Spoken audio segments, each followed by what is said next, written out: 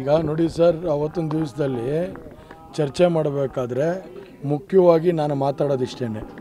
ನಾನು ಅವ್ರು ಮಾಡಿದ್ದಾರೆ ಇವ್ರು ಮಾಡಿದ್ದಾರೆ ಅಂತ ಬೆಟ್ ಮಾಡಿ ತೋರಿಸೋದಲ್ಲ. ಇಲ್ಲಿ ಸುಮಾರು 9 ಜನಕ್ಕೆ ಗಾಯಗಳಾಗಿದೆ ಅಂತ ಕೇಳ್ಪಟ್ಟಿದ್ದೀನಿ. 9 ಜನಕ್ಕೆ ಇವಾಗ ಗಾಯಗಳಾಗಿರೋದು ಯಾರು ರಾಜಕೀಯ ಇರಲಿ, ಯಾರು ರಾಜಕೀಯ ಇಲ್ಲದೆ ಇರಲಿ, ಇವತ್ತು ಯಾರೇ ತಪ್ಪಿಸ್ತಾ ಇರ್ತಿರಲಿ, ಇವತ್ತು ಅವ್ರಿಗೆ ನೋವಾಗಿರೋಂಥದ್ದು, ಅವ್ರ ಕುಟುಂಬಕ್ಕೆ ಕಳ್ಕೊಂಡಿರೋಂಥದ್ದು, ಇದು ಮುಖ್ಯ. ಇದ್ರ ಬಗ್ಗೆ ಚರ್ಚೆ ಮಾಡಬೇಕು. ನಾವು ಕರ್ನಾಟಕ ರಾಜ್ಯದಲ್ಲಿ ಸುಭದ್ರವಾಗಿ ನಮ್ಮ ಸಾರ್ವಜನಿಕರು ಬದುಕಾಟ ಮಾಡೋ ಅಂಥ ನಿಟ್ಟಲ್ಲಿ ನಾವು ಏನೇನು ಕ್ರಮ ಜರುಗಿಸ್ಕೋಬೇಕು, ಕೇಂದ್ರ ಇರ್ಬೋದು ರಾಜ್ಯ ಇರ್ಬೋದು, ಅದನ್ನು ಅದ್ರ ಮೇಲೆ ಗಮನ ಹರಿಸೋಂಥ ಕೆಲಸ ಮಾಡಬೇಕು ಹೊರತು ನಾವು ಯಾವುದೇ ಒಂದು ಕಾರಣದಲ್ಲಿ ಅವ್ರು ತಪ್ಪು ಮಾಡಿದ್ರು ಇವ್ರು ತಪ್ಪು ಮಾಡಿದ್ರು ಅಂತ ಇದ್ದರೆ ಇದರಲ್ಲಿ ನೋವು ಅನುಭವಿಸ್ತಾ ಇರೋದು, ನೋವು ಊಟ ಮಾಡ್ತಾ ಇರೋದು ಇವತ್ತು ಸಾರ್ವಜನಿಕರು. ಹಾಗಾಗಿ ನಾನು ಈ ಹೇಳಿಕೆಗಳನ್ನ ಖಂಡನೆ ಮಾಡ್ತೀನಿ.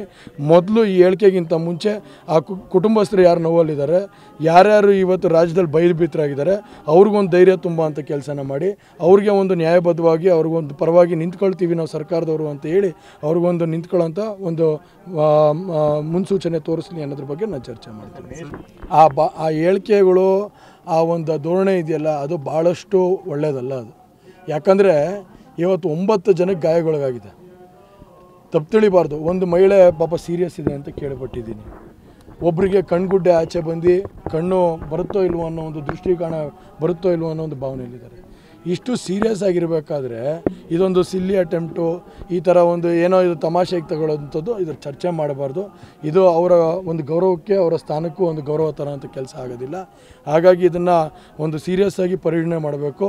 ಯಾವುದೇ ರೀತಿ NIAಗೆ ಸಂಬಂಧಪಟ್ಟಂಥವ್ರಿಗೆ, ಅಧಿಕಾರಿಗಳಿಗೆ ಇದಕ್ಕೆ ಇದು ಮಾಡ್ತಿರೋ, ಇಲ್ಲ ಆ್ಯಂಟಿ ಟೆರರಿಸಮ್ ಗ್ರೂಪ್ಗಳಿಗೆ ನಮ್ಮಲ್ಲಿ ಭಾಳಷ್ಟು ಇಲಾಖೆಗಳಿದ್ದಾವೆ, ಅಂಥವ್ರಿಗೆ ಇದನ್ನು ಶಿಫಾರಸು ಮಾಡ್ತಿರೋ, ಒಟ್ಟಿನಲ್ಲಿ ಒಂದು ಅಧಿಕೃತವಾಗಿ ಒಂದು ವರದಿ ಬರಬೇಕು ಆಚೆಗೆ.